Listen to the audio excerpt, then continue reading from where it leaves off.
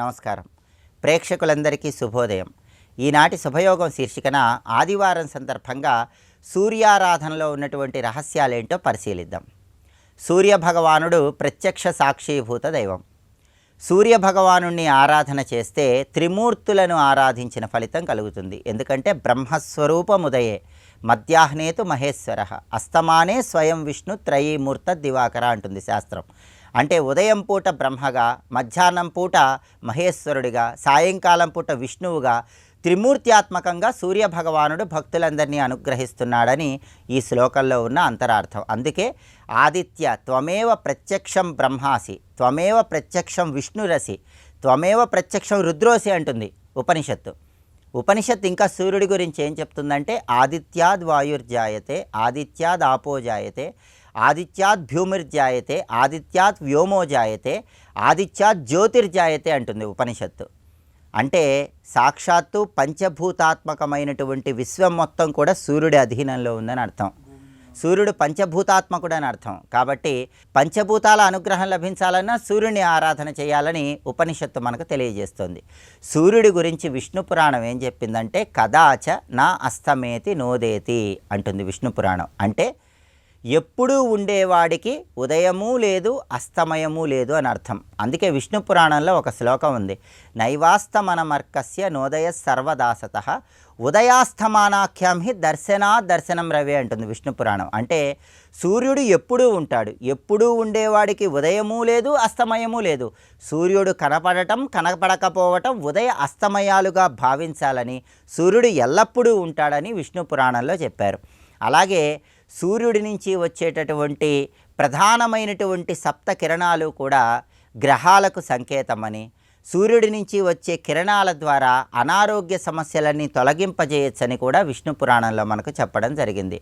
సూర్యభగవానుడి సంపూర్ణమైన అనుగ్రహం కలగాలంటే ఆదివారం సందర్భంగా ఆదిత్య హృదయాన్ని పఠించటం లేదా శ్రవణం చేయటం చేయాలి. అలాగే సూర్యాష్టకాన్ని పఠించినా కూడా ఉత్తమ ఫలితాలు కలుగుతాయి. సూర్యుడి సంపూర్ణమైన అనుగ్రహం కలగటానికి ఒక ప్రత్యేకమైన మంత్రం చదువుతూ ఆదివారం సూర్యుడికి అర్ఘ్యం ఇవ్వాలి. ఆ మంత్రం ఏంటంటే ఓం ఘృణిస్సూర్య ఆదిత్యోం. ఇది మంత్రం. రాగి చెంబులో నీళ్లు తీసుకొని ఆ నీళ్లలో ఎరుపు రంగు పుష్పాలు, కొన్ని ఎరుపు రంగు అక్షింతలు, కుంకుమ పువ్వు, ఎండుమిరపకాయ గింజలు వీటన్నిటినీ వేసి ఆ నీళ్లతో తూర్పు దిక్కు వైపు తిరిగి 12 సార్లు సూర్యుడికి అర్ఘ్యమిస్తూ ఓం ఘృణిస్సూర్య ఆదిత్యోం అంటూ జపించుకోవాలి. ఇలా ప్రత్యేకంగా ఆదివారం అర్ఘ్యమిస్తే సూర్యుడి సంపూర్ణమైన అనుగ్రహానికి ప్రతి ఒక్కరూ సులభంగా పాత్రలు కావచ్చు. అలాగే సూర్య సాలగ్రామాన్ని గృహంలో ఏర్పాటు చేసుకొని ఆ సూర్య సాలగ్రామానికి అభిషేకం చేసినా కూడా సూర్యుడి అనుగ్రహం వల్ల గృహంలో ఉన్న అనారోగ్య సమస్యలు తొలగిపోతాయి, నకారాత్మక శక్తులు తొలగిపోతాయి, కుటుంబంలో సభ్యులందరికీ అదృష్టము ఐశ్వర్యము కలిసి వస్తుంది. కాబట్టి ఆదివారం సందర్భంగా సూర్యారాధనలో ఉన్న రహస్యాలు తెలుసుకుంటూ సూర్యుడికి అన్నిటికంటే ప్రీతిపాత్రమైనటువంటి నమస్కారం అనేది ఆదివారం చేస్తే సూర్యుడి సంపూర్ణమైన అనుగ్రహం కలుగుతుంది. కాబట్టి ఆదివారం సూర్య నమస్కారాలు చేయటం ద్వారా సూర్యుడి సంపూర్ణమైన అనుగ్రహం కలుగుతుంది. అలాగే దగ్గరలో ఉన్నటువంటి సూర్యుడి ఆలయానికి వెళ్ళి ఆదివారం 12 ప్రదక్షిణలు చేసినా కూడా ద్వాదశ ఆదిత్యుల అనుగ్రహం కలుగుతుంది. ఉద్యోగంలో తొందరగా ప్రమోషన్లు రావటానికి, రాజకీయ పరంగా అధికార పదవులు లభించటానికి, తండ్రి తరపు బంధువులతో ఉన్న విభేదాభిప్రాయాలు తొలగింపజేసుకోవటానికి, హృదయ సంబంధ నేత్ర సంబంధ అనారోగ్య సమస్యల తీవ్రతను తగ్గింపజేసుకోవటానికి ఆదివారం సందర్భంగా సూర్యుడికి సంబంధించిన స్తోత్రాలు పఠించడం, సూర్యుడికి అర్ఘ్యం ఇవ్వటం ద్వారా సూర్యుడి అనుగ్రహానికి ప్రతి ఒక్కరూ సులభంగా పాత్రలు కావచ్చు. రేపటి శుభయోగం శీర్షికన సోమవారంతో కూడిన మాస శివరాత్రి సందర్భంగా శివుడిని ఏ విధంగా ఆరాధన చేస్తే సమస్త శుభాలు చేకూరుతాయో పరిశీలిద్దాం. నమస్కారం.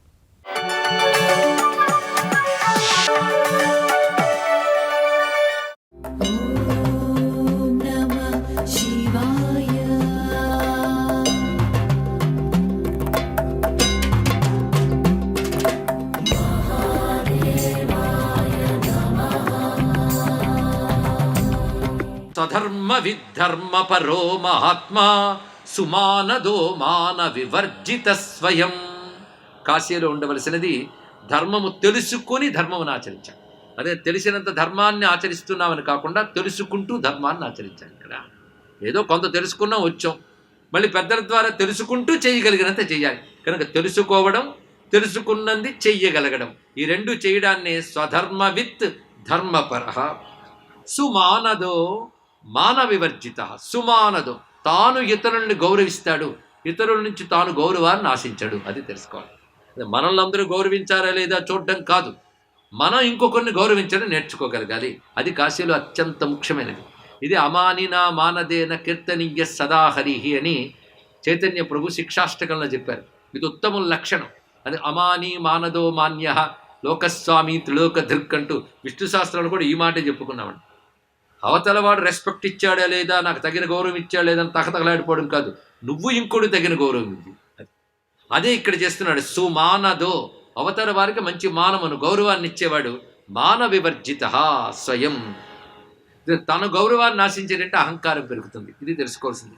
శృణ్వన్ కథా శ్రావయత్ కాశికాయా కుర్వం వృషంకారయన్ వాసమాప. ఇక్కడ శివకథలు కాశీ కథలు వింటూ ఆ విన్ను మరో 10 మందికి తాను తెలియజేస్తూ, నేను ఇవాళ విన్నాను సుమా, ఇలా ఇదిటా కాశీ అని ఉత్సాహంతో తన తోటి వారికి తెలియజేస్తూ, అదేవిధంగా నిత్యం శివారాధన చేసుకుంటూ ఇక్కడ ఉంటున్నాడు. వచో మనక్కాయ గుణై పరేశం ధర్మేశ్వరం ప్రీణయన్ ప్రాప్త తత్వ. ఒక క్రమం చూపిస్తున్నాడు. వచో మనః కాయ గుణై, వాక్కుతోనూ మనస్సుతోనూ శరీరంతో కూడా పరేశ్వరుడైన ధర్మేశ్వరుణ్ణి ఆశ్రయించి ఏది చేసినా ధర్మేశ్వరార్పణముగా చేస్తున్నాడు. త్రికరణాలతో చేసే ప్రతి పని కూడా ధర్మేశ్వరార్పణ బుద్ధితో చేస్తూ ఉన్నటువంటి వాడికి క్రమంగా ప్రాప్త తత్వ, చివరికి అతనికి లభించింది తత్వజ్ఞానము సిద్ధించింది. తత్వజ్ఞానమే ప్రయోజనం అండి. చేసే సత్కర్మకి ప్రయోజనం తత్వజ్ఞానం కావాలి. అది కాశీలో అయితే మాత్రం ఈ క్షేత్రమే నేను చెప్పుకున్న సాంఖ్యభూమి అని. సాంఖ్యభూమి అంటే జ్ఞానభూమి. జ్ఞానం అంటే తత్వం, తత్వం అంటే యథార్థ స్వరూపం. పరమాత్మ అంటే ఏమిటి అనే జ్ఞానం పేరే తత్వజ్ఞానము. అది తెలియాలి. ఆ ఎరుక కోసమే ఈ చేసే పనులన్నీ. అంటే ఎవరు ధర్మపరులై నిగ్రహ సంపన్నులై భగవంతుడిని ఆశ్రయించి నియమపూర్వక జీవితాన్ని గడుపుతూ మనోవాక్కాయ కర్మలతో చేసినవన్నీ కూడా ఈశ్వరార్పణం చేస్తారో వారి క్రమముగా తత్వము సిద్ధిస్తుంది. ఎక్కడ? కాశీలో. ఇదే సాధనా క్రమం ఎప్పుడైనప్పటికి కూడా బయట సందేహాస్పదం. అది కాశీలో సిద్ధించి తీరుతుంది. అలా క్రమంగా వసత్యవస్యం శివనామ తత్పర పాపార్తి దుఃఖాది వివర్జిత కృతి. కృతి అంటే చెయ్యవలసింది చేసినవాడు అని అర్థం. ఏది చెయ్యాలో అది చేసిన వాడిని కృతి అంటారు. దీనికి మరొక మాట ఉంది, కృతకృత్యుడు అని కూడా లోక వ్యవహారంలో చెప్తాం. కృతకృత్యుడు అంటే చేయవలసింది చేసినవాడు. అంటే ఇతను చేసినవన్నీ కూడా కృతకృత్యమైనటువంటి విషయములు. ఇలా చేసిన మహానుభావుడై క్రమంగా ఏవం స్వధర్మ నిరతో అగ్నిశర్మ శివార్చక ప్రాప వారాణసీ శుద్ధ శుద్ధిదాం సాధు సమ్మత. సత్పురుషులు కూడా మెచ్చుకునే విధంగా శుద్ధత్వాన్ని పొందాడు. క్రమంగా ఆయువు తీరి ప్రాణోత్క్రమణ కాలేతు భవాన్యాతు భవస్వయం వ్యాచష్టే తారకం బ్రహ్మ. క్రమంగా ప్రాణోత్క్రమణ కాలంలో అంటే ప్రాణాలు పోయేటువంటి సమయంలో భవానీ సహితుడిని రుద్రుడే స్వయంగా వచ్చి అతడి కుడి చెవిలో తారక మంత్రాన్ని ఉపదేశించి తారక బ్రహ్మ వ్యాచష్టే అని మాట అన్నాడు. ఇక్కడ ఆ పదం యథాతథంగా దించడానికి కారణం ఏంటంటే ఉపనిషత్తులో రుద్ర తారక బ్రహ్మ వ్యాచష్టే అని మంత్రం ఉందండి. దాన్ని ఇక్కడ స్ఫురింపజేస్తున్నాడు. ఇక్కడ అవిముక్తమనందు మరణించిన వారికి సాక్షాత్ రుద్రుడే. రుద్రుడు అంటే ప్రణవస్వరూప. ఇది ప్రధానమైన అర్థం. ఓంకార స్వరూపుడైన రుద్రుడే ఓంకారాన్ని చెప్తాడు. ఓంకారము ముక్తిదాయకమైన మంత్రం, గ్రంథి భేదనం కలిగించగలిగేటువంటి మంత్రం అది. అది ఎవడు తానే స్వయంగా అంటే ఎవడు ప్రణవస్వరూపుడో వాడే వచ్చి ఉపదేశం చేస్తాడు గనకనే వెంటనే సిద్ధి వస్తుందని ఇక్కడ. అలాగా అగ్నిశర్మకి ప్రాణోత్క్రమణ కాలంలో సాక్షాత్ రుద్రుడే వచ్చి తారక బ్రహ్మం ఇవ్వడం వల్ల అతడు ముక్తి పొందిపోయాడు. అలా ముక్తినిచ్చి పక్కనున్న భవానీ దేవత రుద్రుడు చెప్తున్నాడు, అహో నిశ్చయవాన్ విప్రహ కాశ్యాం సద్భిః సమాదృతః ప్రాప మాం పరమాత్మానాం శాస్త్రదృగ్లౌల్యవర్జితః. శివుడు స్వయంగా భవానీ దేవితో చెప్తున్న మాట ఇది. చూశావే ఇతడు, అహో నిశ్చయవాన్, ఇతడు నిశ్చయవంతుడు సుమా అన్నాడు. నిశ్చయవంతుడు, మంచి మాట ఇది. నిశ్చయవంతుడు అంటే అర్థం ఏంటంటే అటూ ఇటూ చెదరని దృష్టి బుద్ధి ఎవడుకుంటుందో వాడు నిశ్చయవంతుడు అంటాడు. దీనికి మరొక పేరు వ్యవసాయాత్మిక బుద్ధి. ఇదే భగవద్గీతలో వ్యవసాయాత్మిక బుద్ధి ఏకేహ కురు నందన అని కృష్ణ పరమాత్మ చెప్పింది అర్థం. అది కావాలండి, వ్యవసాయాత్మక బుద్ధి కావాలి. ప్రతి మానవుడు గొప్ప గొప్ప కబుర్లు చెప్తాడు, నాకు మోక్షం ఎప్పుడు, భగవంతుడి దయ ఎప్పుడు అనేవాళ్ళు చాలామంది ఉంటారు. కానీ ఫర్మ్నెస్, దృఢంగా పట్టుకుని ఇదే నాది అని ఎవడైతే ఆశ్రయిస్తాడో వాడి బుద్ధి నిశ్చయాత్మక బుద్ధి అంటారు ఇక్కడ. అది శివుడు మొట్టమొదటి అగ్నిశర్మ గురించి చెప్పిన మాట ఏంటంటే, చూసేవా ఇతడు నిశ్చయవంతుడు, అంటే నిశ్చయాత్మక బుద్ధి కలిగినటువంటి వాడు. అందుకే కాశీని ఆశ్రయించి పరమాత్మని నన్ను పొందాడు. ఇతడి దృష్టి రెండు రకాలుగా ఉన్నది. ఒకటి శాస్త్ర దృక్, ఇతడి దృష్టి ఎప్పుడు శాస్త్ర దృక్, అంటే శాస్త్ర దృష్టే. అంటే ఒక విషయాన్ని చూసేటప్పుడు భౌతికమైన ఆలోచనతో చూడటం కాదు, శాస్త్రపరమైన ఆలోచనతో చూసేవాడు శాస్త్ర దృక్. అది ఎలాంటిది అంటే, కాశీని ఆశ్రయించామంటే ఊరికి వచ్చామని కాదు, కాశీ అంటే శివభూమి, ఇక్కడ ఆశ్రయిస్తే తరిస్తాం. ఈ మాట ఎవరు చెప్పారు మీకు? అల్లా అని చెప్పాడండి, ఢిల్లీ అని చెప్పాడు కాదు, శాస్త్రం చెప్పింది. అది నమ్మి కదా ఉన్నారు. ఆ దృష్టిని శాస్త్ర దృష్టి అంటారు ఇక్కడ. కానీ ఏది చేసినా శాస్త్ర దృష్టితో చేయడం, అంటే శాస్త్రం చెప్పింది కనుక చేస్తున్నానని శాస్త్ర దృష్టి. ఈ శాస్త్ర దృష్టితో ఉండవలసినది లౌల్యవర్జిత, మక్కువ విషయాలపై మక్కువని వదిలినవాడు లౌల్యవర్జితుడు. అంటే శాస్త్రదృక్, లౌల్యవర్జిత, నిశ్చయవాన్, ఆ మూడు మాటలు. ఎందుకంటే వ్యాసుడు పురాణాలు ఎందుకు ఇస్తారంటే కథలు విని సాధకులుగా మారాలి మనం. అందుకే సాధకుడి లక్షణాలు మూడు రకాలుగా చెప్పాడు: నిశ్చయవాన్, శాస్త్రదృక్, లౌల్యవర్జిత. ఏవమేష మహాభాగ మమ క్షేత్ర నివాసిన, ఈ నా క్షేత్రంలో ఉన్న వాళ్ళందరూ ఇలాంటి వాళ్ళే భవాని, అందుకే వీళ్ళకి నేను ముక్తినిస్తున్నాను.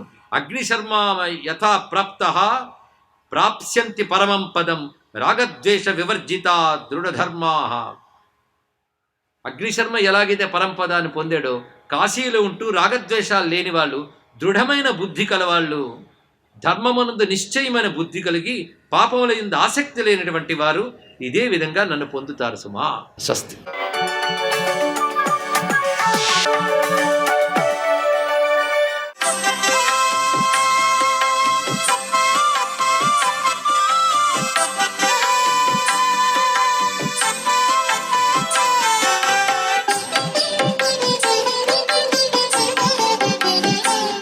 ఓం నమో నారాయణాయ, ఓం నమశివాయ, శ్రీమాత్రే నమః. మనిషి మాధవుడు కావడానికి ఒక ఆధారం కావాలి కాబట్టి ఈ కలియుగంలో ఆ ఆధారభూతమైనటువంటివి దేవాలయాలు అని చెప్పేసి గుర్తుపెట్టుకోండి ప్రతి ఒక్కరు. ఏమండి, ప్రతి వాళ్ళు దేవాలయం దేవాలయం అంటుంటారు. దేనికండి అంటే, మనిషి మాధవుడుగా మారటానికి దేవాలయాలు సహకరిస్తాయండి. అందుకే ప్రతి చోట కూడా, ప్రతి గ్రామంలో కూడాను శివాలయం, విష్ణాలయం తప్పనిసరిగా నిర్మాణం చేసేటువంటి విధి విధానాన్ని పూర్వం నుంచి కూడాను మనం ఆచరించాం. ఇక కలియుగ వాసుడైనటువంటి శ్రీమన్నారాయణమూర్తి వెలిసిన దివ్యక్షేత్రం ఆ యొక్క తిరుమలగిరి. ఆ తిరుమలకు వెళ్ళటం అనేటువంటిది నిత్యం జరగకపోయినా ఏడాదికి ఒక్కసారైనా సరే ఆ స్వామి దర్శనం కోసం మనస్సు ఉబిళ్ళూరుతూ దర్శించుకోవాలనే తపన, జిజ్ఞాస ఎవరికైతే ఉంటుందో వారు కూడా మాధవులుగా మారటానికి ఆస్కారం ఉంటుంది. కారణం ఏమిటంటే, ఆ తిరుమల తిరుపతిలో ఆ వాతావరణరీత్యా వచ్చేటువంటి గాలి, ఆ గాలిలో వచ్చేటువంటి భక్తితత్వంతో కూడినటువంటి అద్వితీయమైనటువంటి ప్రభావం ఈ శరీరానికి ఒక దివ్యవంతమైన అయస్కాంత శక్తిని ప్రసాదిస్తుంది. సెల్ ఫోన్లో ఛార్జింగ్ పెట్టినట్టుగా ఈ శరీరానికి మరలా రీఛార్జ్ అవుతుంది దైవ చింతన. ఈ రీఛార్జ్ కోసమైనా సరే ప్రతి ఒక్క సంవత్సరమైనా సరే తప్పకుండా తిరుమల దివ్యక్షేత్రాన్ని దర్శించవలసినటువంటి పరిస్థితి ఎంతైనా ఉంది ప్రతి ఒక్కరికి. అందుకే ఆయన నిత్య కళ్యాణం పచ్చతోరణంతో వెలుగొందుతున్నటువంటి అద్వితీయమైన మూర్తి. ఆ మూర్తిని ఒక్కసారి క్షణం సేపు చూచిన చాలు జీవితం, జీవనం పరిపూర్ణత్వాన్ని పొంది తీరుతుంది కదా. వెంకటేశ్వర స్వామి వారి యొక్క దివ్య లీలామృత తత్వాన్ని అర్థం చేసుకుంటూ భగవంతుని యొక్క దివ్యవంతమైనటువంటి ఆ యొక్క మహిమల్ని నెమరవేసుకుంటూ ఒక పిలుపులో పిలిచితే పలుకుతావట అనే భావనా స్ఫూర్తితో నిత్య ప్రత్యక్ష సాక్షీభూత దైవమైనటువంటి ఆ సూర్య భగవాన్లో కూడా కలియుగవాసుడైన వెంకటేశ్వర స్వామిని గనక మనం మనసారా వీక్షించినట్లయితే మన జన్మ ధన్యమై తీరుతుంది కదా. మరి సర్వే జనా సుఖినో భవంతు.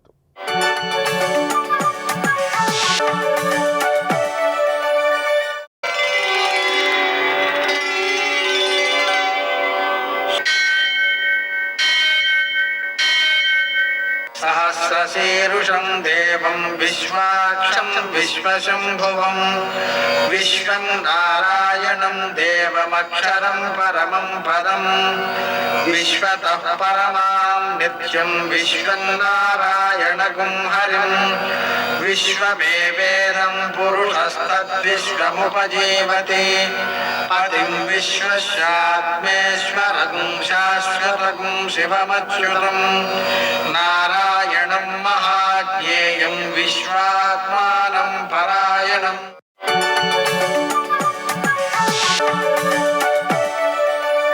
सूर्यशौर्यमथेन्दुरिन्द्रपदवी सन्मङ्गलं मङ्गलम्. యఃకర్తా జగదాం భర్తా సంహర్తా మహసాం నిధి ప్రణమామిదమాదిత్యం బహిరంతస్తమోపహం. నేటి కాలమాన విశేషాలను గమనిద్దాం. స్వస్తి శ్రీ చాంద్రమాన విశ్వావసనామ సంవత్సరం దక్షిణాయనం, కొన్ని పంచాంగాల్లో ఉత్తరాయణం, గ్రీష్మ ఋతువు, జ్యేష్ఠమాసం, కృష్ణపక్షం, ఆదివారం. సూర్యోదయం 5:46, సూర్యాస్తమయం 6:49. తిథి ద్వాదశి రాత్రి 1:21 వరకు, నక్షత్రం భరణి సాయంకాలం 5:36 వరకు, వర్జం శేషంగా మిగిలినది ఉదయం 5:58 వరకు, మరల తెల్లవారుజామున 4:26 ప్రారంభం. దుర్ముహూర్తం సాయంకాలం 5:05 నుంచి 5:57 వరకు, అమృతకాలం మధ్యాహ్నం 1:14 నుంచి 2:41 వరకు, రాహుకాలం ఆదివారం కాబట్టి సాయంకాలం 4:30 నుంచి 6 గంటల వరకు. అష్టకవర్గ రీత్యా శుభప్రదమైన సమయం ఉదయం 9:30కి. నేటి విశేషం ఆదివారం. మాధ్వులకు ఏకాదశి ఉపవాసం, వైష్ణవులకు కూడా ఏకాదశి ఉపవాసం. ప్రదోషం సాయంకాలపు వేళ గోధుమలతో శంకరుణ్ణి పూజ చేసి వాటిని ఆవులకు పెట్టడం ద్వారా సంతానం వృద్ధి చెందుతుంది. త్రిపుష్కర యోగం సాయంకాలం 5:36 నుంచి రాత్రి 1:21 వరకు ఉంది. ఆ సమయంలో మనం చేసేటువంటి కార్యక్రమాలు పునరావృతమవుతుంటాయి కాబట్టి మంచి పనులు, దాన ధర్మాలు చేయవచ్చు, ధ్యానం చేయవచ్చు. ఆపరేషన్లు, అప్పులు ఇవ్వడాలు, కలహాలు ఇటువంటివి పనికిరావు. స్మార్తులకు ఈరోజు పారణ చేయాలి. పారణ చేసే ముందు విష్ణుమూర్తికి తులసి దళాలతో పూజ చేయాలి. ఏకాదశి సమయంలో కోసినటువంటి తులసి దళాలే పనికొస్తాయి. ద్వాదశి సమయంలో కనుక ఆ దళాలను తుంపినట్లయితే విష్ణుమూర్తి యొక్క శిరస్సును తుంపినటువంటి దోషం వస్తుంది. శ్రీరామ రామ రామ అనే మంత్రాన్ని జపించుకోవడం, విష్ణు సహస్రనామ స్తోత్రం పారాయణ చేసుకోవడం, ఇవన్నీ కూడా ఉత్తమమైనటువంటి ఫలితాలను అందజేస్తాయి. నేటి ఆణిముత్యాలు.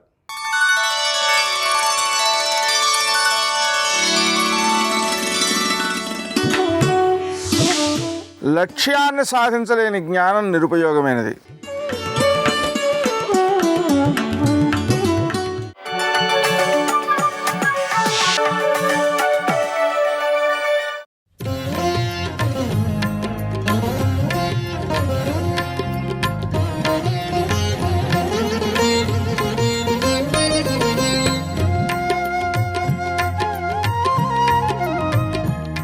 తన మనసులో కామము చేత కదిలితే తన భార్య తప్ప అక్కడ ఇంకొకరికి స్థానం ఉండకూడదు. వాడు భర్త, వాడు ఆరాధనీయుడు. తప్ప అన్యులకు స్థానం లేని హృదయం ఏదున్నదో ఆ హృదయంలోకి చేరిన భార్య ధన్యురాలు. అది వాల్మీకి మహర్షి యొక్క హృదయం. ఎంతమంది స్త్రీలో రాముడి కోసం ఎదురు చూశారు. స్త్రీలు కాదు, ఋషులు మోహించారు మగవాళ్ళై. పుంస్వాం మోహన రూపాయ పుణ్యశ్లోకాయ మంగళం అయిన రాముడి మనసులో సీతమ్మ ఒక్కతే. అందుకని మహానుభావుడు వాల్మీకి మహర్షి అంటారు, ఆ పద్మం యొక్క కేసరములు ఇలా విచ్చుకుంటే అందులోంచి సువాసన వస్తోంది. ఆ సువాసన వస్తుంటే రామచంద్రమూర్తి అన్నారట, ఈ పద్మములలోంచి వస్తున్నటువంటి వాసన నాకు తగులుతుంటే సీతమ్మ తల్లి యొక్క నిట్టూర్పులలా ఉంది లక్ష్మణ అని ఏడిచాను మహానుభావుడు. అంటే ఆయన మనస్సులో కదలడం అంటూ జరిగితే ఒక స్త్రీ ఒక్క సీతమ్మే కదులుతుంది. ఆయన వెళ్ళిపోతున్నాడు. అలా మబ్బు పట్టింది, వాన వచ్చేటట్టుంది. ఒక ఆడ నెమలి ఆడుకుంటోంది. ఎందుకని? మగనెమలి నృత్యం చేస్తోంది. ఆ మబ్బు పట్టినప్పుడు మొట్టమొదట మగనెమలి నాట్యం చేస్తుంది. ఆ మగనెమలి పురి విప్పి ఎంతో సంతోషంగా నర్తిస్తుంది. నర్తించే సమయం కోసం ఎదురు చూస్తుంది ఆడనెమలి. ఎదురు చూసి ఆ నర్తించి ఆనందం పొందిన నెమలి యొక్క కంటి వెంట ఆనంద బాష్పధార పడుతుంది. ఆ బాష్పధారని ఆడనెమలి దాని చుట్టూ తిరుగుతూ పట్టుకుంటుంది. పట్టుకుని మింగుతుంది. మింగి గర్భం ధరిస్తుంది. నెమలికి శారీరకమైనటువంటి సంపర్కం లేదు. నేను 16,000 మంది గోపికలతో ఉన్న భౌతిక సంపర్కం లేదని చెప్పడానికే శ్రీకృష్ణ పరమాత్మ కిరీటంలో నెమలీక పెట్టుకుంటారు. అందుకే కాబట్టి అక్కడ ఒక మగనెమలి నాట్యం చేస్తోంది సంతోషంగా. ఆడనెమలి దాని చుట్టూ తిరుగుతోంది. చూశాడు రాముడు, ఆగిపోయాడు. ఆగిపోయి అన్నాడు, మయూరస్య వనే నూనం రక్షసా నహృతా ప్రియ తస్యాన్ రుచితిరంజేషు వనేషు సహకాంతయ అన్నాడు. అవునులే, ఎందుకు ఆడదు? ఆడుతుంది మగనెమలి. దాని భార్యని రావణుడు ఎత్తుకుపోలేదుగా అన్నాడు. అది భార్యాభర్తల అనురాగం అంటే అంత సౌకుమార్యంగా ఉండాలి. తన మనసు కదిపినది ఏదైనా భార్యతోటే ముడి తప్ప ఏ కారణం చేత ఇక అక్కడ కదలడంలో, మనసు కదలడంలో వేరొక స్త్రీకి పాత్ర కానీ వేరొక స్త్రీ స్పర్శ కానీ ఉండదు. వాడు పురుషుడు, వాడు ధన్యాత్ముడు, వాడు ధర్మశీలి. అది సీతారాముల దాంపత్యం అంటే. రాముడు తలుచుకుంటే సీతమ్మని, సీతమ్మ తలుచుకుంటే రాముడిని. సుందరకాండలో మహర్షి వర్ణిస్తారు, ఎంత గొప్ప రావణాసురుడు, ఎంతఃపురం అసలు. హంసకారండవాకీర్ణాహ వాపీ పద్మోత్పలాయుతాః అక్రీడాన్ వివిధాన్ రమ్యాన్ వివిధాంశ జలాశయాన్ సంతతాన్ వివిధై వృక్షై సర్వత్తు ఫలపుష్పితైః ఉద్యానాని చ రమ్యాని దదర్శ కపికుంజరః ప్రసాదమాలా వితతాన్ స్తంభైః కాంచనరాజితాన్. అబ్బో, బంగారంతో చేసినటువంటి మేడలు, పెద్ద పెద్ద సరోవరాలు, అన్ని ఋతువులలో పండేటటువంటి చెట్లు, కాయలు పూలు పూసేటటువంటి చెట్లు, తీగలు, లతలు, సరోవరాలు. అసలు ఆ పుష్పక విమానం ఒక్కటే చాలు, అంత గొప్ప పుష్పక విమానం. ఎక్కడ చూసినా బంగారు సౌధాలు, అంత గొప్ప లంకాపట్టణం. రావణాసురుడిగా తక్కువవాడా? ఆయన వైభవం ఏమిటో, ఎంత గొప్పవాడో చెప్పకుండా చెప్పారు మహర్షి ఒక తోట. మాషరాస ప్రతీకాశం నిశ్వసంతం భుజంగవత్ గంగే మహతితో యాంతే ప్రసుప్తమివకుంజరం ఐరావత మిషానగ్రైరాపీడన కృతైవ్రణౌ వజ్రోల్లిఖితపీనాంసౌ విష్ణుచక్ర పరీక్షితౌ అని. ఆయన పడుకుంటే ఆయన చేతుల మీద ఘాట్లు ఉన్నాయిట. ఎక్కడవా ఘాట్లు అంటే, యుద్ధం చేసినప్పుడు ఐరావతం తన దంతంతో కుమ్మితే ఓ ఘాటు పడింది.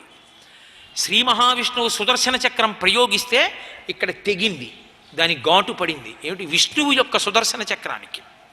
విష్ణు చక్ర పరీక్షితం.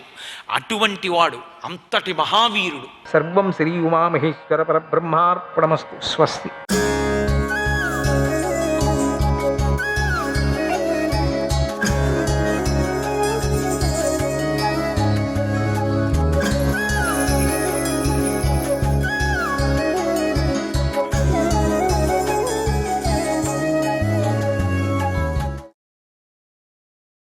నారదా, నీ తపన నాకు తెలుసు. నువ్వు చెప్పిన రాక్షసావతరణ విషయాలు కూడా నాకు బాగా తెలుసు. నువ్వు చెప్పిన వారు కాక మరికొందరు రాక్షసులు కూడా మానవులుగా జన్మించి ఉన్నారు. ఉదాహరణకు, ఆనాటి బలి కూతురు ఈనాడు పూతనగా జన్మించింది. కాలేయుడనే సర్పజాతి రాక్షసుడు గరుత్మంతుడికి భయపడి యమునా నదిలోని నీటి మడుగులో నివాసం చేస్తున్నాడు. జరాసంధుడు అనేవాడు రాజులందరి నెత్తిమీదికి ఎక్కిన మహావీరుడుగా వెలిగిపోతున్నాడు. ఆనాటి బాణాసురుడు ఈనాడు శోణితపురంలో అదే పేరుతో మానవరాజై కుమారస్వామి వంటి పరాక్రమంతో పెట్టరేగిపోతున్నాడు. అతడు 1000 చేతులతో గర్వించి దేవతలకు కూడా లొంగకుండా ఉన్నాడు. నారద, వీరందరి సత్తా ఏమిటో, వారు యుద్ధం చేసే విధానం ఏమిటో అవి కూడా నాకు బాగా తెలుసు. నారద, భయపడకు. నేను నా యోగ ప్రభావంతో భూలోకంలో అవతరిస్తాను. నా యోగమాయా బలంతో ఆయా రాక్షసాంశాలతో దాగి ఉన్నటువంటి మాయా విద్యలను నశింపజేసి వారిని నేను సంహరిస్తాను. నారద, ఈ దేవతలంతా భూమి మీదికి నా అనుమతితోనే అవతరిస్తున్నారు. ఆనాటి మేరు పర్వత శిఖరం మీద ఆలోచనా మండపంలోనే ఆ నిర్ణయాలు కూడా జరిగిపోయాయి. ఇక నేను స్వయంగా అవతరించవలసి ఉంది. అయితే నేనెక్కడ అవతరించాలో, ఎక్కడ నివసించాలో, నేనేమి చేయాలో ఈ విషయాలన్నిటి మీద బ్రహ్మదేవుడి దగ్గర ఏదో ప్రణాళిక ఉండే ఉంటుంది. ఆ వివరాలు ఆయనే చెబితే బాగుంటుందని అన్నాడు. విష్ణు నారద సంవాదం అంతా వింటున్నటువంటి బ్రహ్మదేవుడు సవినయంగా ఇలా మనవి చేశాడు. హే నారాయణ ప్రభో, నీకు తెలియందేముందయ్యా? ఎవరెవరు ఏ తపస్సులు చేశారో, ఏ వరాలు పొంది ఉన్నారో ఆ వివరాలు నీకు తెలియనివి కావు కదా. యదుమహారాజు చేసినటువంటి తపస్సు వల్ల ఆయన వంశంలో నువ్వు జన్మించవలసి ఉంది కదా. పూర్వము కశ్యప ప్రజాపతికి వరుణుడు పుత్రుడై జన్మించాడు. కశ్యపుడు ఒక యజ్ఞం చేయదలుచుకొని దానిలో విస్తారంగా క్షీరాలను పొందేందుకోసం వరుణుని దగ్గరకు వెళ్ళి 2 దేవతా గోవులను అరువుగా తీసుకున్నాడు. యజ్ఞం పూర్తి అయినాక తిరిగి ఇచ్చేస్తానని వాగ్దానం చేశాడు. యజ్ఞం పూర్తయింది. గోవులను తీసుకెళ్ళి వరుణునికి ఇద్దామని కశ్యపుడు బయలుదేరాడు. కానీ కశ్యపుడి భార్య అయినటువంటి అదితి, సురభి అనేవాళ్ళు ఈ పనికి అడ్డం పడ్డారు. కశ్యపుడు భార్యల మాటలకు లొంగిపోయాడు. అప్పుడు వరుణుడు నా దగ్గరకు వచ్చి, అంటే బ్రహ్మదేవుడి దగ్గరకు వచ్చి తండ్రి మీద నేరారోపణ చేశాడు. తండ్రి మీదనే నేరాపణ. మా నాన్న మాట తప్పిపోయాడు. ఉత్తములైన వారు తప్పు చేస్తే దాన్ని సరిదిద్దవలసినటువంటి బాధ్యత మీదే అని వరుణుడు గట్టిగా బలవంత పెట్టాడు. నేను ఆ మాటలు విని ఆ గోవులు ఎందుకు జన్మించాయో నాకు తెలుసు గనుక, వాటి భవిష్యత్తు కూడా నాకు తెలుసు గనుక నేను కశ్యప మహర్షికి ఇలా శాపం పెట్టాను. ఓ కశ్యప, నువ్వు భార్యల మాటలకు లొంగి గోవులను అపహరించావు కనుక నువ్వు నీ భార్యలతో సహా భూలోకంలో గోపాలక వంశంలో జన్మించు. అక్కడ గోవుల వ్యాపారంతోనే జీవించు. భూలోకంలో మధురా నగరానికి దగ్గరలో గోవర్ధనగిరి అనే పర్వతం ఉంది. అక్కడ నీవు వసుదేవుడనే పేరుతో జన్మించు. అక్కడ గోవుల వ్యాపారము, పాల వ్యాపారం చేస్తూ కంసుడనే రాక్షసుడికి కప్పం గడుతూ జీవించు. నీ భార్యలలో అదితి, దేవకి అనేటువంటి పేరుతోనూ, సురభి, రోహిణి అనేటువంటి పేరుతోనూ జన్మించి మళ్ళీ నీకు భార్యలు అవుతారు అని అన్నాడు. దేవదేవ శ్రీహరి, నువ్వు ఆ వసుదేవుడికి పుత్రుడవై జన్మించవలసి ఉంది. నీవు బాల్య దశలో నీ తేజస్సును దాచుకొని గోపాల బాలకుడిలాగానే పెరుగుతూ క్రమక్రమంగా త్రివిక్రమావతారంలో పెరిగినట్లుగా నిన్ను నువ్వే పెంచేసుకోవలసిందే. ఓ గోపాల స్థితిలోనే, ఆ గోపాల స్థితిలోనే వేల కొలది గోపకన్యలకు సంతోషం కలిగించు. మెడలో వనమాలలు ధరించి గోవులను కాచుకుంటూ బృందావన సీమలలో పరుగులు పెట్టే నీ దివ్యమంగళ విగ్రహాన్ని పుణ్యాత్ములు మాత్రమే దర్శించగలరు. అనేక జన్మలలో నీకు భక్తులుగా ఉన్నటువంటి అనేక మంది మహాత్ములు నీ ఆటపాటలకు సహాయకులుగా అవతరించగలరు. దేవా, అయినా కశ్యపుడు అదితి గాక వేరే ఎవరూ నిన్ను గర్భంలో ధరించగలరు స్వామి. ఎవరూ ధరించడానికి వీల్లేదు. కనుక ఓ రాక్షస వధకై నీవిక ఉద్యమించు స్వామి, నీకు జయమగుగాక అని అన్నాడు. ఈ విధంగా బ్రహ్మదేవుడు శ్రీహరి యొక్క భవిష్యత్ ప్రణాళికను వివరించేసరికి ఆ సభలోని వారంతా సంతోషించారు. శ్రీహరి అనుమతితో బ్రహ్మదేవుడు సభను చాలించాడు. సభ పూర్తి కాగానే శ్రీహరి తన నివాసమైన క్షీరసాగరం యొక్క ఉత్తర తీరానికి చేరాడు. ఇంతటితో హరివంశ పర్వము మనకు ఒక అంశము సమాప్తమవుతున్నది. నారాయణ నారాయణ హరే కృష్ణ.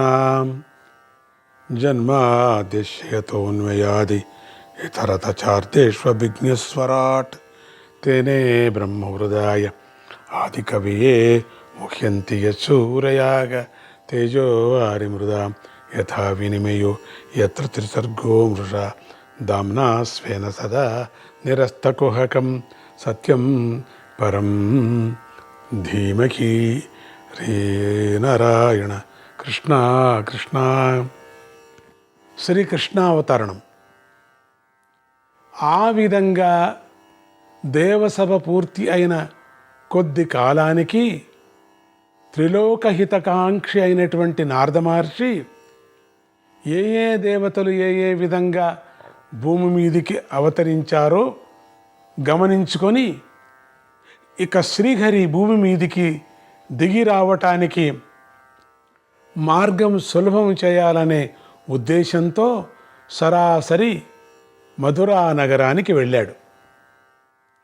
వెళ్ళినవాడు సరాసరి కంసుడి సభలోకి వెళ్లకుండా ఊరి బయట ఒక ఉద్యానవనంలో దిగి అక్కడ ఉండే వనపాలకుడి ద్వారా కంసుడికి తాను వచ్చానని వార్త పంపించాడు.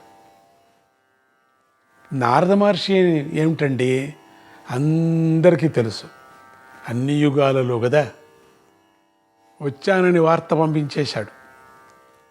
నారద మహర్షి వచ్చాడనేసరికి కంసుడు హడావిడి పడుతూ ఆ ఉద్యానవనానికి వచ్చి ఆయనకు పాద నమస్కారం చేసి అర్ఘ్యపాద్యాలు ఇచ్చి ఒక సువర్ణ సింహాసనం మీద కూర్చోబెట్టాడు.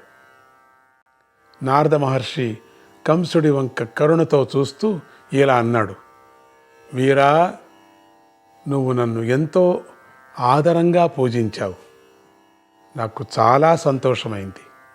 అందుకే నీకొక రహస్యం చెప్పాలనుకుంటున్నాను. నేను ఇప్పుడు బ్రహ్మలోకం దాకా వెళ్ళి అక్కడి నుంచి ఇతర దేవలోకాలు చూసుకుంటూ అక్కడి నుంచి భూమి మీది పుణ్యక్షేత్రాలు చూసుకుంటూ నీ దాకా వచ్చానయ్యా. నేను ఇలా సంచారం చేస్తూ ఉండగా ఒకసారి బ్రహ్మలోకంలో జరిగిన దేవసభలో పాల్గొన్నాను. ఆ సభలో దేవతలంతా చేరి నిన్ను ఏ విధంగానూ ఎదిరించడం చేతగాక మాయోపాయాలతో నిన్ను వధించటం ఎలాగా అని చర్చిస్తున్నారయ్యా. అది నేను విన్నా. ఆ చర్చకు సారాంశం ఏమిటంటే, నీ చెల్లెలు దేవకీదేవి యొక్క 8వ గర్భంలో పుట్టే పిల్లవాడే నీకు మృత్యువు కాబోతున్నాడు. దేవతలంతా ఆ 8వ గర్భాన్ని రక్షించుకునేందుకు సర్వ ప్రయత్నాలు చేస్తున్నారు. వాళ్ళ ఆశ అన్నీ ఆ గర్భం మీదే కేంద్రీకృతమై ఉన్నాయి. నీ మీద ప్రేమతో నీకు ఈ రహస్యం చెప్పిపోదామని వచ్చానంతే, ఇంకా నాకేం పని లేదు. ఈ వార్త ఇచ్చేసి వెళ్ళిపోదాం అనుకున్నాను. నీ దగ్గర ఏం పని ఉంటుంది నాకు, ఇంతే. అగ్గి పుల్ల పెట్టి వెళ్ళాడు. బగ్గుమని మంటుకుంది. ఇంకా నీకు శుభమవుగాక. శుభమేమిటి మళ్ళీ ఇంకా, ఇక నేను వెళ్ళి వస్తాను అని చెప్పాడు. ఇలా అంటూనే నారద మహర్షి ఆకాశంలోకి ఎగిరి వెళ్ళిపోయాడు. ఇంక ఉండకూడదు ఇక్కడ అని, ఎందుకంటే ఆ కోపంతో నన్నేమన్నా చేస్తాడు అని.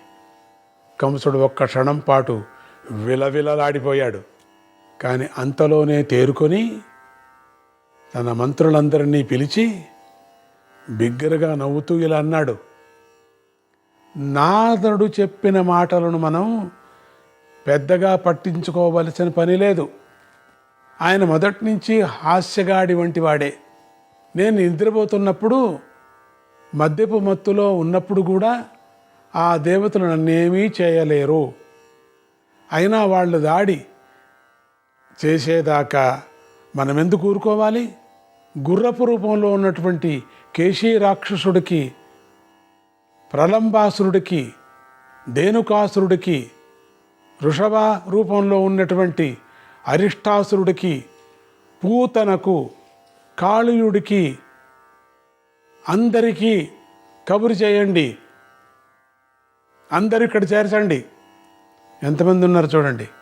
ఈ ఎక్కడి నుంచి వచ్చారు వీళ్ళు? మనం అనుకున్నాం కదా, వాళ్ళంతా కృతయుగంలో వాళ్ళందరూ కూడా వాళ్ళని మన రాజ్యమంతా తిరిగి మన పక్షానికి వ్యతిరేకంగా మాట్లాడేవాళ్ళు కనిపిస్తే వాళ్ళందరినీ నానా రకాలుగా హింసించమని చెప్పండి. అవసరమైతే వధించమని అని చెప్పండి. ఎందుకైనా మంచిది. ఎవరెవరు గర్భం ధరించి ఉన్నారో విచారించండి.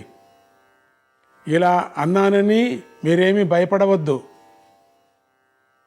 నా నీడలో ఉండగా మిమ్మల్ని ఏ దేవతలు ఏమీ చేయలేరు. మీరు హాయిగా సంతోషంగా విహరించండి. గర్భం ధరించిన వాళ్ళంతా లెక్క పెట్టుకోండి ఒక చోట. జాగ్రత్త. అసలైన ఆ నారదుడి మాటలు పట్టించుకోవలసిన పని లేదు. ఆయన కలహప్రియుడు, అక్కలని తంపులు పెడుతూ ఉంటాడు అప్పుడప్పుడు. మీరు నిర్భయంగా ఉండండి అన్నాడు కంసుడు. పైకి ఇంత గంభీరంగా ఉపన్యసించిన కంసుడు లోపల కొతకొతలాడిపోతున్నాడు. అతడు భవనం లోపలికి వెళ్ళి తనకు సన్నిహితులైనటువంటి ఆప్తమంత్రులను రహస్యంగా పిలిపించి వారితో ఇలా అన్నాడు, ఆప్తమంత్రులారా, మా దేవకీదేవి యొక్క గర్భాలను మొదటి నుంచే నరికివేయడం మంచిది. మీరందరూ ఆ ప్రయత్నంలో ఉండండి. రాబోయే ఆపదలను మొదటి నుంచినే త్రుంచివేయడం మంచిది కదా. అసలు ఎవరెవరు పెళ్లి చేసుకున్నారో వాళ్ళ దగ్గరంతా ఒక్కొక్క రాక్షసుని పెట్టండి. ఏం బాగుందండి ఇది. ఎవరెవరు ఏ రాజ్యంలో ఎక్కడెక్కడ, నా రాజ్యంలో ఎవరెవరు ఏ పల్లెలో పెళ్లి చేసుకున్నారో వాళ్ళు నిద్రపోవటానికే వదలకూడదు. ఒక రాక్షసుని మధ్యలో పెట్టండి. చూస్తాం ఎట్లా పడతాడో. మా దేవకికి గృహ నిర్బంధం ఏర్పాటు చేశాను. ఆమె గర్భం ధరిస్తే మాత్రము మీరు ఆమెను మరింత తీవ్రంగా బంధించండి, హింసించండి. ఆడగూఢచారులను వినియోగించి దేవకికి గర్భం ఎప్పుడు కలుగుతుందో ఏమిటో నిమిషాల మీద జాగ్రత్తగా చూస్తూ ఉండమనండి. కానీ ఇలా చూస్తున్నట్లు దేవకి కానీ వసుదేవుడికి కానీ తెలియరాదు. దైవం ఏదో చేస్తుందని లోకమంతా అనుకుంటున్నారు కదా. లోకులంతా కూడా నాలాంటి సమర్థుడు దైవాన్ని ఎలా ఎదుర్కొంటాడో ఇప్పుడు ప్రత్యక్షంగా చేసి చూపిస్తాను అన్నాడు. వైకుంఠంలో విష్ణుమూర్తి నారదుడి చాతుర్యాన్ని, కంసుడి కల్లోలాన్ని కూడా గమనిస్తూనే ఉన్నాడు. తను ఎలా భూమి మీదికి అవతరించాలా అని ఆలోచిస్తున్నాడు. ఇంతలో ఆయనకు పాతాళ లోకంలో జరిగిన పాత సంఘటన ఒకటి గుర్తొచ్చింది. హిరణ్యకశిపుడి యొక్క పుత్రుడైన కాలనేమికి 6 కొడుకులు పుట్టారు. వారికి కాలనేమి షడ్గర్భులు అనే సామూహికంగా నామకరణం చేశాడు. ఈ షడ్గర్భులు కొంచెం పెద్దవాళ్ళై తాము కూడా విశేష శక్తులను సంపాదించుకోవాలని ఆరాటపడే సమయానికి హిరణ్యకశిపుడు ఎవరు దేవతలను పూజించరాదని, అందరూ తననే పూజించాలని, అందరికీ తానే వరాలిస్తానని శాసనం చేశాడు కదా. షడ్గర్భులకు తమ తాతగారు ఎవరి దగ్గర నుంచి వరాలు తెచ్చుకున్నాడో ఆ బ్రహ్మదేవుడి దగ్గర నుంచే సూటిగా వరాలు తెచ్చుకోవాలనే కోరిక పుట్టింది. అందువల్ల వాళ్ళు తమ తాతగారికి చెప్పకోకుండా చాటుగా బ్రహ్మదేవుడి గురించి తపస్సు చేశారు. బ్రహ్మదేవుడు త్వరలోనే ప్రత్యక్షమయ్యాడు. మీకు ఏం వరం కావాలో కోరుకోమన్నాడు. షడ్గర్భులు బ్రహ్మదేవుడికి నమస్కరించి, దేవా, మా రాక్షసులలో ఎవరు మమ్ములను చంపకూడదు, చంపరాదు, ఎవరు మమ్మల్ని చంపకూడదు, ఎవరూ మమ్మల్ని చంపరు. అందువల్ల దేవత వల్ల కానీ, నాగుల వల్ల కానీ, మహర్షుల వల్ల కానీ, యక్ష గంధర్వవాదుల వల్ల కానీ, ఇక మానవులు వల్ల కానీ మాకు మరణం లేకుండా అగుగాక అని వరం కోరుకున్నారు. బ్రహ్మదేవుడు తథాస్తు అని వెళ్ళిపోయాడు. షడ్గర్భులకి ఆనందం ఎక్కువైపోయింది. తమ మిత్రులందరికీ తమ తపో విజయ వార్త చెప్పుకున్నారు. క్రమంగా ఆ వార్త హిరణ్యకశిపుడికి చేరింది.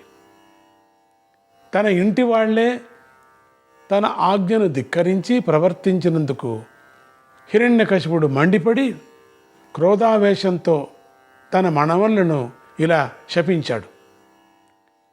నా మాట కాదని, నన్ను కాదని శత్రుజాతి వారి కాళ్ళు పట్టుకొని వరాలు సంపాదిస్తారా? ఛీ! మీరు నాకు మనవలే కాదు, మీరు నాకు శత్రువులు. మీ నాన్న మీకు షడ్గర్భులు అని పేరు పెట్టాడు. ఆ పేరుకు తగ్గట్టే మీరు మళ్ళీ తల్లి గర్భంలో చేరుతారు. దేవకి అనేటువంటి మానవ స్త్రీ గర్భంలోకి చేరుతారు. అప్పటికి మానవావతారం ఎత్తిన మీ నాన్నే మిమ్మల్ని సమరించి వేస్తాడు. ఇదే మీకు నా శాపం అని శపించాడు.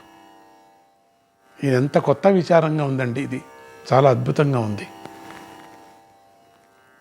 ఈ శాపం విని షడ్గర్భులు చాలా దిగులు పడ్డారు. వాళ్ళు కొంచెం ఆలోచించి మరింత తపశ్శక్తిని సంపాదించుకునే కోసం పాతాళలోకంలో సముద్ర గర్భంలోకి చేరి తల్లి గర్భంలో శిశువు ఎలా ఉంటాడో అలా ఉండే గర్భపిండాసనంలో ఉండి తీవ్రమైన నియమనిష్టలతో మళ్ళీ తపస్సు మొదలుపెట్టారు. ప్రస్తుతం వాళ్ళు సముద్ర గర్భంలో ఆ తపోదీక్షలోనే ఉన్నారు. ఆ షడ్గర్భుల చరిత్రంతా విష్ణుమూర్తికి గుర్తు వచ్చింది. ఆయన వెంటనే పాతాళంలో షడ్గర్భులున్న చోటికి వెళ్ళి వారిని ఒకసారి పరిశీలించి నిద్రాదేవిని అక్కడికి ఆహ్వానించాడు. కొద్ది క్షణాల్లోనే ఆమె వచ్చింది. నారాయణ నారాయణ, హరే కృష్ణ.